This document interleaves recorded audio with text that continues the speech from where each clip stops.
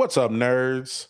I'm King, I'm JC3. and you're back on your favorite channel, Collie Greens and Nerdy Things, where we talk about all things nerdy all the time. And if you like nerd content, we're your people, man. Come on through, holla at your boys. We are one sub away from 100 followers right now. Not a lot for everybody, but big news for us. So we are excited, and we would love for you to join, like, comment, subscribe, share it to your people, and let's get these conversations rolling, baby. Today, we are going to talk about the entire season of X-Men 97, season 2. And boy, do we got a lot of shit to talk. So let's get her popping with the episode 1, the flashback. Or no, this was the future. Excuse me. This was the future. We are in the future when Apocalypse is at the height of his power, and we've got the little baby Scott Summers, not Scott, but we got the little baby Summers there with his parents that he doesn't know are his parents. And we've got a rebellion happening, and they got brought to the future. I thought this was a pretty good episode. I'm going to say this now. The first 3 or 4 episodes were actually really good and very classic X-Men. And this little portion of it, I probably enjoyed the most. I would 100% agree with you. In my opinion, this second season started off very strong. The first 4 episodes, I think, were amazing. I think, honestly, just the best episodes of the season overall, just because we got a mixture of our current X-Men, but again, going to the past, present, future. We got other teams included in this season with X Force and X Factor. But again, the build of the Rise of the Apocalypse was so good that I was just wishing that we had this live action already. It makes me excited that we're getting a live action X-Men in a couple of years, just because after seeing how they executed that, I can't wait to see how they would pull that off live action. Absolutely. And having them in the future, I wish we could have, instead of the next episode that we're going to talk about, which was good, I wish they would have stayed in the future just a little bit longer. Having the X-Men kind of split their teams up. And in the comics, when the teams got so big and the X-Men got so big, they had blue and gold. And it was kind of like that same feeling where half of the team was in the future, half of the team was in the past, even though they got stuck. I really enjoyed this part of it. I really enjoyed seeing Apocalypse at the height of his power and what he was doing. And it was sad to see the world that Nathaniel Richards, see, got it right this time. It was nice to see the world that he came from. We knew that it sucked. We knew that Apocalypse was taking over, but to really see it and to really see all the good guys on the run and starting this underground team to try to fort him was great. No, it was awesome, and you also just got to see why Cable becomes like the man that he is, just based on the future that he was raised in. He's very grizzled, very angry, just the Cable that we know, but we get a better understanding of it. And it's a good dynamic that we get between him and Jubilee, because while he's the hardened veteran that's willing to do anything to get the job done, she's still happy-go-lucky in some sense, and she doesn't believe in taking people out. She still believes in the best of people. So it's interesting to see some of their conversations in a couple episodes here. Yeah, and speaking of that, we can move right into the second episode, which was a force to be reckoned with. This one was interesting. At the time, I thought it was good because it gave us not only the in the past and in the future, but this told us what was happening in the present while the X-Men were gone, and it allowed them to set up Task Force X as the government's answer to having no X-Men and trying to fight the problems. This government sanctioned group, which a lot of them in the comics either had been X-Men or on Task Force X. It was really cool. And like you mentioned, it was cool to see the dynamic between Jubilee and Cable when he's trying to put a team together and he's got this X-Force team. We finally get to see Psylocke. It was so great. I love that character, and I hope they bring back Olivia Munn to do that in live action, at least for maybe the end of Doomsday or Secret Wars. I would love to see that. Oh, that would be amazing to see, man. And plus, I think episode two did a good job of introducing us to Polaris from X Factor. Just that character herself, like I really didn't know much about her. Like I knew she was Magneto's daughter, but we never really dove too much into her character. But I think the second episode and the show as a whole did a good job of just introducing us to her and kind of making us feel for her by the time the show was over. Yeah, later on in the season, there's a real good episode that's, we'll talk about a little bit, that's really focused around Polaris and introducing the audience to Magneto's other child that most people don't know about. And I think they did that for good reason, but we'll talk about that in that section of it. But let's move to the Rise of Apocalypse Part One, which is the first episode in the past. And something that bugs me about the next two episodes that I did enjoy while we had it, but didn't enjoy it when it left was keeping the design of Insabanur when he was still youthful, right? When he just had this dope Egyptian garb, this dope look. I didn't like that towards the end of the next episode. We'll just talk about these both at the same time. But at the end of the next episode, when he eventually becomes the apocalypse we know, they changed his voice. They gave him the comic accurate suit. That's cool. But Insabanur looked way doper as more of the Egyptian with the look of him of later apocalypse. I hear you.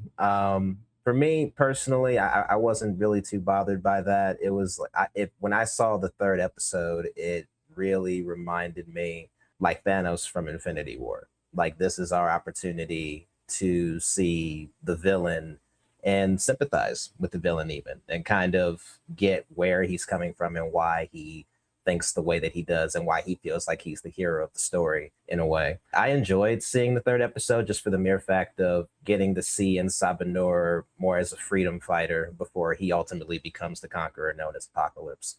I love that. I love that. And it gives us and the audience, viewers, a chance to see more of King the Conqueror and see his first kind of other iteration, which is Ramatut.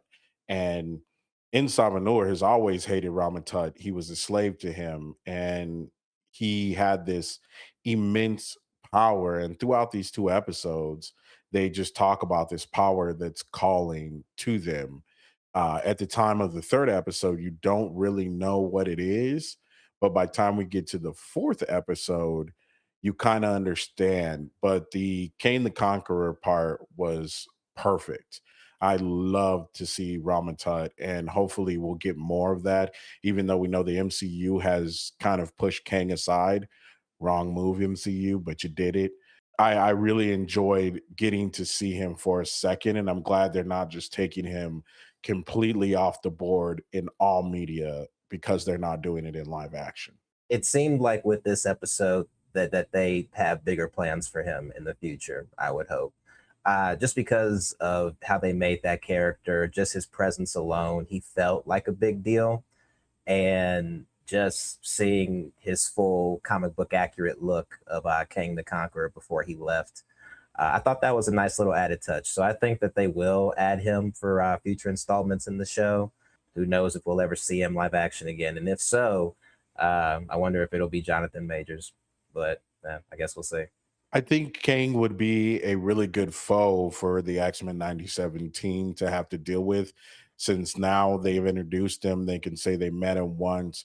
They really didn't see the change when he turned, changed his clothes into Kane the Conqueror and got the hell out of there when things got a little too sticky. I think we could use that as a good foe for them either next season or maybe a season to follow. But the Rise of Apocalypse Part 2 was a little more heart shaking for the most part. You really get to see Charles and Magneto really have this dichotomy where Charles is trying to do the right thing and put the world back the way it needs to be. And of course, Magneto, being Charles's friend at heart, really wants to see if they can change things to give Charles and the other mutants the dream that they believed in, where things would be fair and equal for them if they changed one little thing within Sabanor, which obviously does not work out. Not at all. Not at all. And throughout that whole episode, even though it was good to see, I'm thinking to myself that like Magneto is just such an arrogant character. Like I understand why he's doing what he's doing and where he's coming from, but ultimately it's one of those things of like everything even Celestials are telling that you can't stop this, like that this is like going to happen. But this kind of seems to happen with every hero story. You feel like you can change things, but ultimately you're shown that there's nothing you can do in that. Apocalypse is inevitable. But I will say that the build up to him becoming Apocalypse, I very much enjoyed, even to where he is in front of one of the Celestials. He's given the power. To me, that was like the best use of of a Celestial that we've seen in the MCU by far, and it was believable. I know you said you didn't like you like the original look, but just seeing his change and how he dominated and took over everyone and everything after the fact, it again, hopefully when we have a live action X-Men, we have a build up to Apocalypse like we did for Thanos, because it would be absolutely insane. Absolutely. I love the addition of the Celestials. And, again, non comic book readers could really see how Apocalypse got his power, celestial based, technology based. It was a real cool moment. Like I said, the only thing I didn't like is I wish he would have bulked up into the Apocalypse we know, maybe even turned a little grayish. He was that already. But I love the design he had as in Sabanor. So it would have been nice to see him keep that aesthetic as the young Apocalypse and then have the one we know as the modern Apocalypse and future Apocalypse. You know what I mean? I just thought it was a dope design and I thought they should have just kept it a little longer. He had the rise to power. Once that man got in power, he did the one thing that even I didn't think they were going to do this early in the season and killed Magneto right in front of Charles. Mm, Yeah, this is the second time that Magneto has died, in this rebooted version of the show. Um, I hope this isn't a trend. I hope that they don't bring him back somehow in season three just to kill him off again. But I'll say this: like the man knows how to have an epic death. Like last season, he saved a whole city from getting destroyed, or at least tried to. I think this time around, he's pretty much trying to do the same thing, and this time he gets vaporized for it. So I don't think there's any coming back from that. But that scene alone made me feel the intensity and the weight of Apocalypse, and just to see Professor X's reaction to his friend getting vaporized right in front of him, to where he just loses all his composure, and he curses in Apocalypse in that moment. And that final moment that Apocalypse has is with Professor X, where you think he's gonna step on his head, but he's like, "Nah, man, I don't, nah, I'm not gonna step on the net. That's beneath me." That was some of the coldest stuff I've ever seen, man. That was so good. It allowed things to have the heaviness that it needed to have when you just saw that there was nothing. Magneto, Charles is knocked out of the chair. He's crawling. There's nothing he can do. He can't even, he tried to get in his head. He couldn't do anything about it. And this was actually the biggest watched episode out of all of them, highly regarded in this season. And they did a nice job of carrying Charles's grief over into the next episode, which is Weapon X Lies and DVDs. Weird name. When we get into this episode, Charles is now in the danger room, just reliving this moment over and over again. It hurts, it hurts for him to see that. And of course, for the audience and the biggest lovers of Wolverine, this is the episode where Wolverine finally gets back his adamantium, and we get a cool surprise from what was his name? Omega Red. Omega Red, yes, yes, yes. Um, I thought this episode was it was a bit of a departure from what we had just witnessed with Apocalypse, but I enjoyed seeing a standalone episode with just Wolverine. Weapon X, seeing the teammates there, that was pretty cool. I believe we had Lady Deathstrike there. We had Sabretooth. It kind of brought me back to like 80s action film kind of nostalgia, like Predator, Alien kind of vibes. I enjoyed it for what it was. Honestly, I just feel like the episode in general was just a bit rushed. I feel like I can kind of say that from episode 5 going forward for the rest of the season.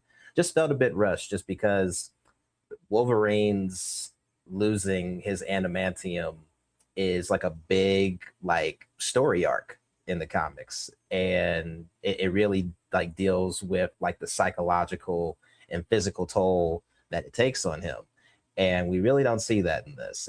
And I believe, and what was it, the brood, the brood that were introduced in the episode as well. It was good to see them, but I also feel like they were just a plot device to get Wolverine back in that adamantium tank to get his claws back. Great action scenes, great to have him back. I just kind of wish we got more from his trauma of losing his adamantium at the time. I would agree 100% with you. This was a filler episode if there ever was a filler episode. Like you said, this deal with Wolverine getting his adamantium back is a big deal and was a lot bigger than kind of the time that this gave. And like you said, we got to see the brood. We got to see Wolverine turn into this crazy monster. But, we only have 30 minutes to solve all of this. And it was done rather quickly. The only thing that I think that came out of this episode that was really good was we got to see Morph be a little more human, know his character a little bit better. It really gave Morph some time to shine. Absolutely, absolutely. That you took the words right out of my mouth. I think if anybody got the spotlight in that episode, it was Morph, which is kind of crazy because this was Wolverine's episode. But I love seeing Morph just because it's one. He's again, he's one of those characters where when he changes, you don't really know it. You're like, wait a minute, how are you here? And then you're like, oh, wait, you're him. You're that. Okay, I got you. I got you. You're that guy. But at the same time, it kind of when seeing his interactions with Wolverine, it makes you question whether it's just a friendship, if he just cares about Wolverine as a friend, or maybe there might be something more there. I appreciate that dynamic. Is it needed? That's to be debated, but I appreciate it. I thought it was good. And it still kind of continues to lead us on into the next episode, which was Danger, EXE, weird name again. And this episode really follows kind of what we were talking about earlier, and it's your bigger long form introduction to Polaris. I love Polaris as a character. I think she's a dope character, and I understood why they went in this direction. But it felt like that they said, "Okay, there's no Magneto, so let's insert somebody with a similar power set that the fans would love too, and insert randomly. Here's Polaris, and here's a big to do about Polaris." But it was again another filling episode that was kind of a bit of a nothing burger, to be honest. Yeah, it was definitely a filler episode, but I did appreciate it. It did get me to root for her, just by seeing her powers, the struggle that she was having, working for the government over working with, her actual people, her team. But I love that. I love the action scenes. The animation was on point. If anything, it just it made me want to see more of the character in future episodes. But at the same time, I can't lie. While watching it, I'm thinking to myself, like we have other stuff going on right now that I feel like we need to tackle. But one more plus I will give the episode is the Danger Room becoming sentient. That villain of the week was hardcore. Like that was a true threat if I ever saw one. So I did enjoy that part. I thought the Danger Room thing was really dope. I guess what just kind of bothered me is it did nothing to really push the story forward, as it were. Like you said, we have bigger things to do. Introducing her, and even last episode, could have been A plot and B plot for one episode, and we could have kind of skipped having a full episode for these things. That's kind of, my opinion on it. I just felt like this could have done a bit of a better job pushing the story forward. But we get 3 episodes of that because the next one doesn't do much. It does much of the same. Strange Land, Savage Hearts.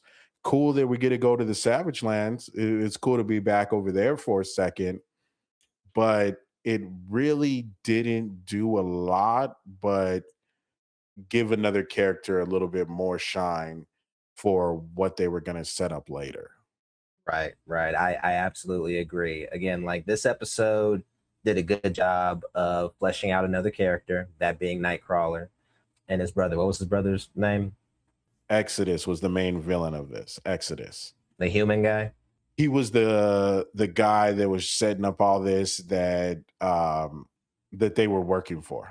Okay, gotcha, gotcha. But yes, this episode did a good job of fleshing out Nightcrawler as a character.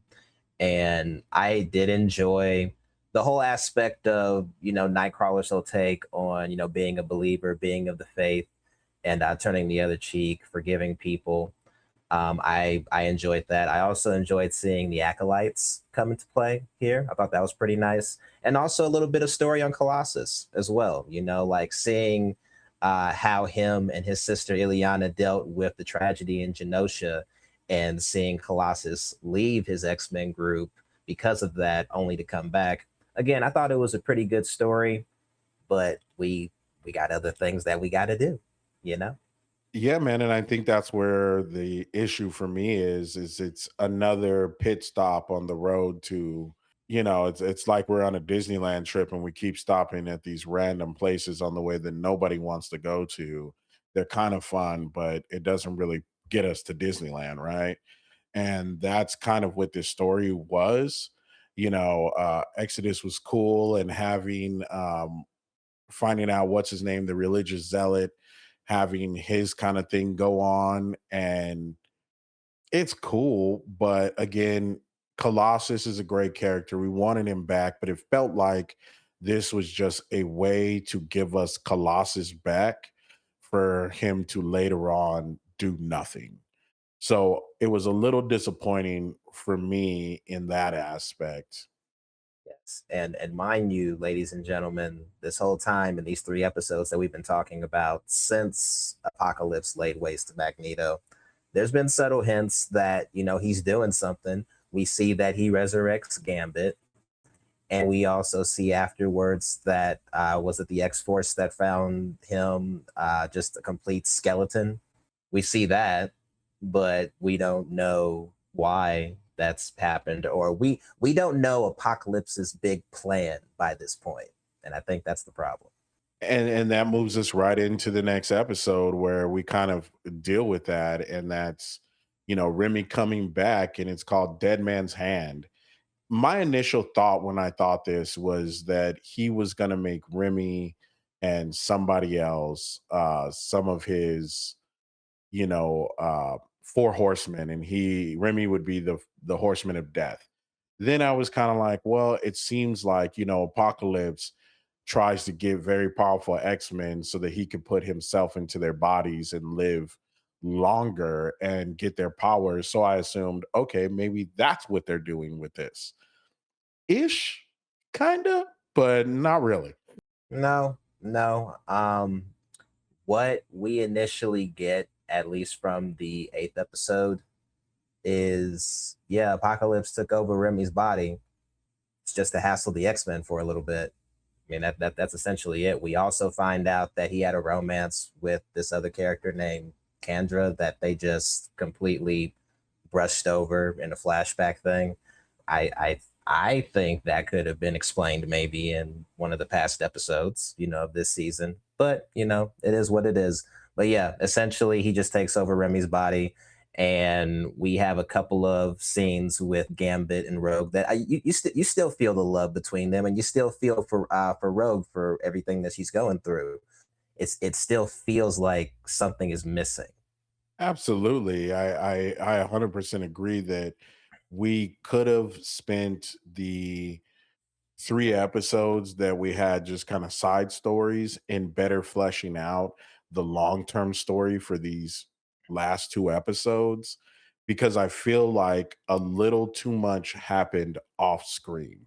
Makes all of us as the viewers try to connect the dots of what kind of happened off screen to make it make sense for what's happening on screen, and that kind of gives, moves us into a little bit, because these are similar toned episodes, of the last episode, Survivor of the Fittest. And the one thing that I was thinking about the whole time is, why does why does he want to marry her? Why does he want to marry Rogue? And I kind of rationalized it to myself that, like, it's because of that little throwaway line that he's had a past love and he doesn't have the love.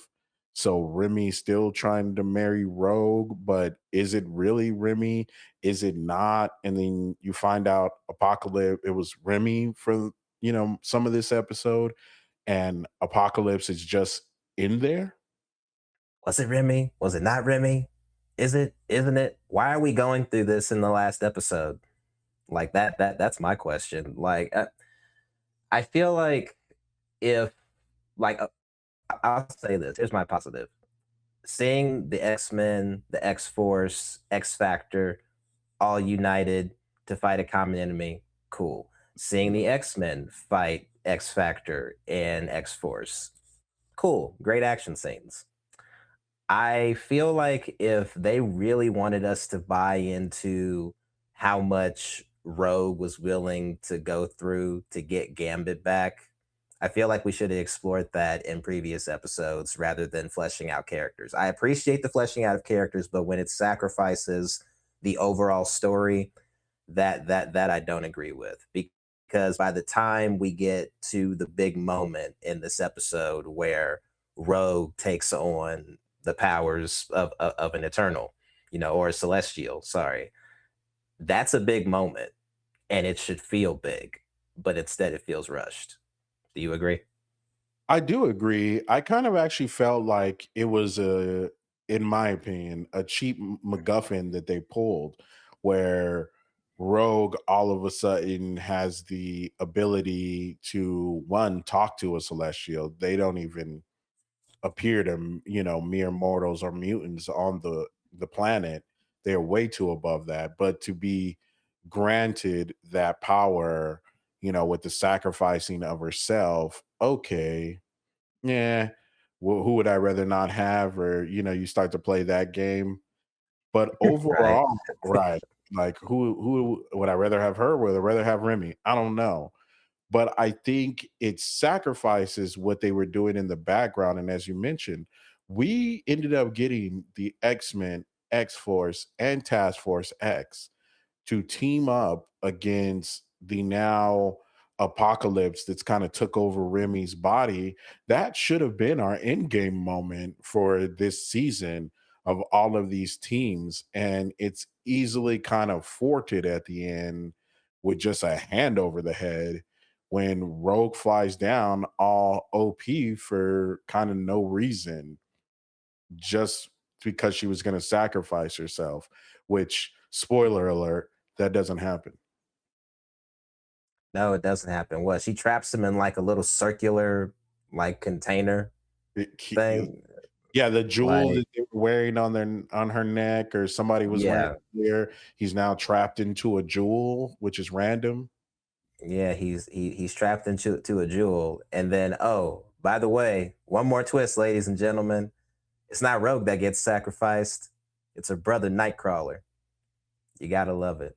You gotta love it. The guy that everybody loves, and the character that they fleshed out again in a Thank you. previous episode. Thank you. I You was know, gonna they, say that. we got more info. Like we fell more in love with this character. Now he's just gone. You Yeah, bastards. why spend the time of fleshing out this character, really giving him heartwarming moments, seeing his characteristics, seeing who he is, what he stands for, his beliefs. Don't get me wrong, the speech that he made to the Celestial is cool. Why would he give a damn? But it was cool. But you really did all this work for this character just to leave the assumption at the end of the episode because we don't get to see it. So this is something that someone's going to have to carry on the next season, that he is now taking her spot and has now sacrificed himself so that Rogue could be alive with Remy, and for some reason she can now touch him. Don't know. She was supposed to die. I don't know if her celestial powers she currently has negates the fact that she can't touch people, but it did with no explanation. Kind of. Yeah, a little bit, a little weird. Oh, and we're also given a little teaser into what'll be happening next season, which is Mystique infiltrating the White House. Is that what I'm getting? Yeah, Mystique, she infiltrated the White House. She's looking for documents. The only thing that I thought was cool out of that is if you look at the somebody on the internet looked at the actual document that she was looking at about herself, and her aliases were all the people who's played her in live action and voice actors. So it was really cool. It had Jennifer Lawrence and everybody else on there who's played those characters as her aliases in that world. But how do you set up her as the big bad? We love her. We love me some, we all love Mystique, but the only thing that she could have done was say that she was the lady who was helping out um X Force or Task Force X. If you say that that was her working clandestinely the whole time in disguise, I guess it works out. But how do you follow that up from Apocalypse? And here's one other thing that I will say: they left Colossus at home to watch the kids. We had him come back to the X-Men, and in this episode, they were like, "We're gonna go fight," and he's like, "I'm gonna make dinner for the kids and put them to bed." What the hell was that? I think that was just misdirection king. I feel like I feel like it feels like halfway through this show, we got a different writer, or just a different team. And again, fleshing out characters is fine. That's okay.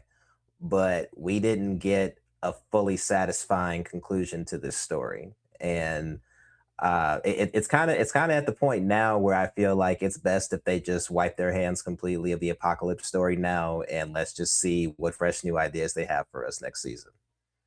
Yeah, it's time to move forward with whatever they got next. I think that they they had some plans, like you said. I don't know if writers change. We know the writer who wrote the first season and was involved in the original series is now gone. So maybe that really changed up what they were doing. I talked to a buddy of ours that's really into the X-Men as well that I work with, and we were going over and over about these storylines, and I'm not exactly sure what they were trying to achieve overall. That brings us into, let's do our final thoughts. I'm going to give mine first, and then we'll let Jay do his and take us on home. I think we've squeezed this lemon for all the juice. So overall, I would say the first season of the return of X-Men 97 was much better than this one. I did not enjoy this season as much. I think the front half of this season was really strong with the past, the future, the present, and those episodes. When we start getting into just the filler episodes, which I don't mind filler episodes, I love me a good filler episode and an adventure side quest. Those parts did not do enough, I think, to push the story that they were trying to end on forward, which gave us a bit of a lackluster ending, in my opinion. So it wasn't the worst thing I've ever seen. There's a lot worse, Marvel media out there than this one, but this absolutely wasn't what my heart wanted it to be when it ended. Was it good in some spots? Yes. Did I enjoy it? Yes, but I'm not going to give it a high ranking. I would say that if I was going to do it all together, despite the good and the bad episodes, I'd probably put it somewhere around 7, 8 if I was going to go from 1 to 10. I enjoyed it. It was a fun watch, but Man, go back to the drawing board. I'll say this second season I did really enjoy. I thought it was a strong second season for X-Men 97.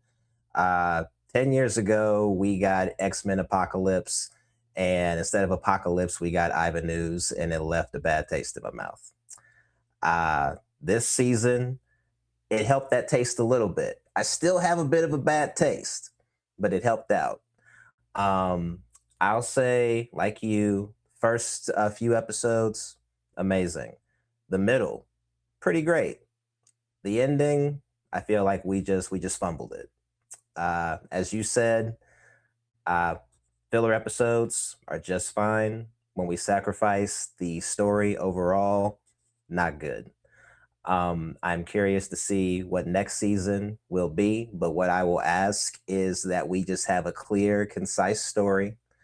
Maybe we can have one episode that's filler, that focuses on one main character, or maybe just maybe we just have 10 episodes instead of 9. Maybe we can add a couple more episodes in if we want to have some fillers.